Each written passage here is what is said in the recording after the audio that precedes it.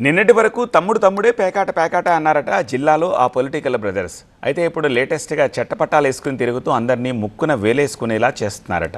ఇప్పటిదాకా ఎడమొహం పెడమొహం అన్నట్టుగా ఉన్న ఇద్దరు ఇప్పుడు ఐక్యతా రాగం ఆలపిస్తూ వామో రాజకీయాలంటే ఇలా ఉంటాయా అని జనం ఆశ్చర్యపోయేలా చేస్తున్నారట. ఇంతకీ ఎవరా పొలిటికల్ బ్రదర్స్, ఏమిటా కథ? ఒంగోలులో ఒకరికి ఒకరు మళ్లీ ఒక్కటైన దామచర్ల సోదరుడు.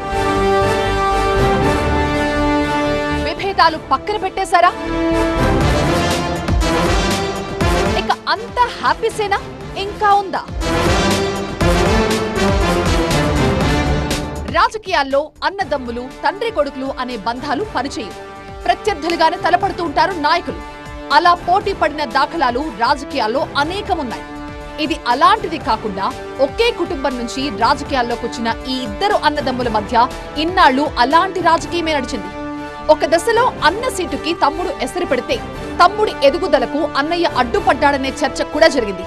వారిలో ఒకరు ఒంగోలు ఎమ్మెల్యే దామచర్ల జనార్దన్ కాగా మరొకరు AP maritime board chairman Damacharla సత్య.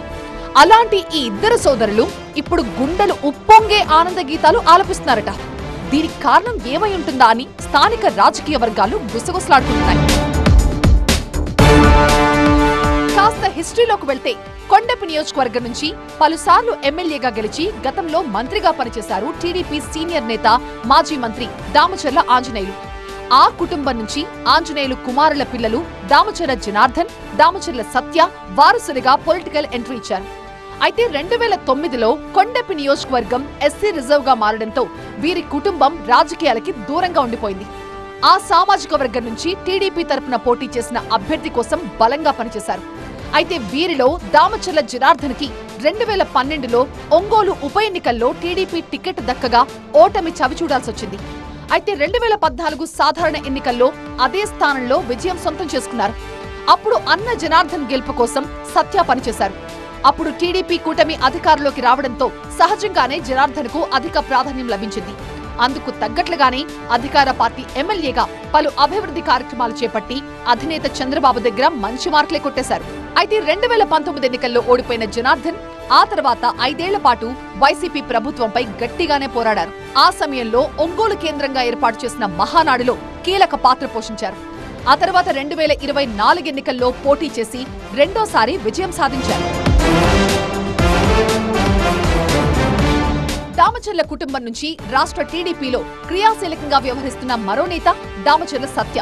తమ ఫ్యామిలీకి అడ్డా అయిన కొండెపి ఎస్సీ రిజర్వ్ అయినప్పటికీ పార్టీ అభ్యర్థి డోలా బాలవీరాంజనేయ స్వామిని ఎమ్మెల్యేగా నిలబెట్టి 3 సార్లు గెలిపించుకున్నారు. ప్రస్తుతం స్వామి కూటమి ప్రభుత్వంలో మంత్రిగా ఉండగా ఆయన గెలుపు కోసం దామచర్ల సత్య నిధులు సమకూర్చడంతో పాటు కష్టపడి పనిచేశారన్న పేరుంది. అందుకే కూటమి ప్రభుత్వం రాగానే ఏపీ మారిటైమ్ బోర్డు చైర్మన్ గా దామచర్ల సత్యను నియమించింది అధిష్టానం. అయితే ఎంత చేసినా, ఎన్ని పదవులు అనుభవించినా ఎమ్మెల్యేగా అధ్యక్ష అనాలని అభిలాష ఉంటుంది కదా. అందుకే కొండపి నుంచి పోటీ చేసే అవకాశం లేకపోవడంతో గత ఎన్నికలకి ముందు ఒంగోలు నుంచి పోటీ చేయాలని దామచర్ల సత్య భావించారట. ఈ ప్రచారమే ఇటు జనార్దన్ అటు సత్యల మధ్య విభేదాలకు దారితీసింది. ఆ విభేదాలు ఇటీవల కాలం వరకు కొనసాగాయట. పైకి బాగానే కనిపించిన ఈ ఇద్దరు సోదరులు లోలోపల భగ్గుమని రగిలిపోయారనే గుసగుసలు వినిపించాయి. అయితే అనూహ్యంగా అన్నదమ్ములిద్దరూ కలిసిపోయారనే ముచ్చట రాజకీయాల్లో చర్చనీయాంశంగా మారింది. ఒంగోలు పార్టీ కార్యక్రమాల్లో, ప్రభుత్వ కార్యక్రమాల్లో కలిసే పాల్గొంటున్నారట. అంతేకాదు వేదిక ఏదైనా సరదాగా మాట్లాడుకోవడం, కలిసే ముందుకు సాగడం వంటి దృశ్యాలు దామచర్ల ఫ్యామిలీ అభిమానులకి కనువిందు చేస్తున్నాయి. ఇద్దరు బ్రదర్స్ కలిస్తే ఆ కాంబినేషన్ అదుర్స్ అంటున్నారట. వీరిద్దరి సఖ్యత, అన్యోన్యత ఇలాగే కొనసాగితే అటు కొండపిలో ఇటు ఒంగోలులో దామచర్ల కుటుంబానికి తిరుగుండదని భావిస్తున్నారట. మరి ఈ పొలిటికల్ బ్రదర్స్ ఇద్దరు ఈ ఐక్యతను ఇలాగే కొనసాగిస్తారా, మళ్ళీ పాతదారిలో నడుస్తారా అన్నదే చర్చనీయాంశంగా మారింది.